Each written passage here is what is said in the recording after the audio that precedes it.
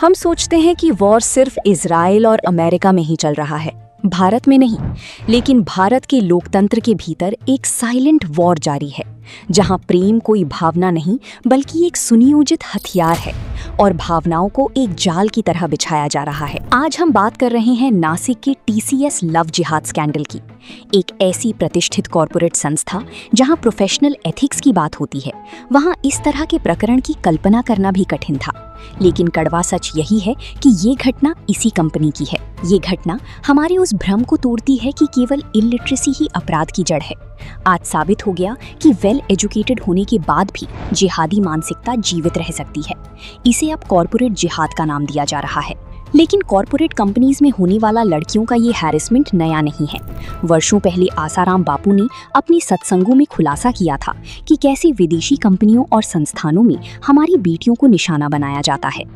दिल्ली के आसपास में जो विदेशी कंपनियों के बड़ी बड़ी ऑफिसें हैं, कॉल गर्ल आदि आदि, जहाँ भी वो सेंटर, तो बेचारी नाइट को जाती हैं तो उनके मैनेजर उनसे कुछ गलत मांग करते थे। तो मेरे कान बात आई।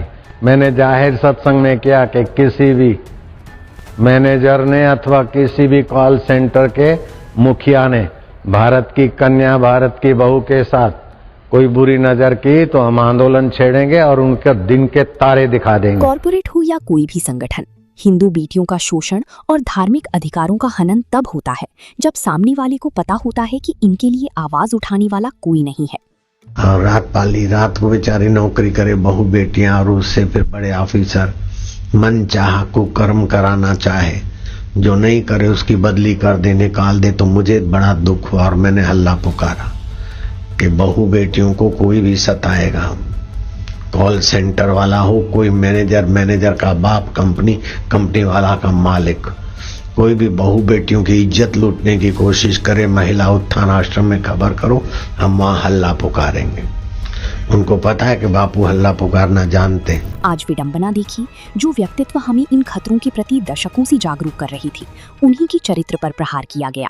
ये एक सोची समझी रणनीति है। समाज का ध्यान भटकाने के लिए सनातन के रक्षकों को ही कटघरे में खड़ा कर दो, ताकि प्रोपेगेंडा निर्बाध चलता रहे। क्योंकि जब तक सनातन के सजग प्रहरी मौजूद हैं, धर्म को मिटाने का एजेंडा सफल नहीं होगा। इसीलिए आज आवश्यकता केवल एक घटना को देखने की नहीं, बल्कि उस व्यापक इकोसिस्टम को समझने की है जो हर दिशा से हिंदू धर्म को मिटाने का प्रयास कर रहा है।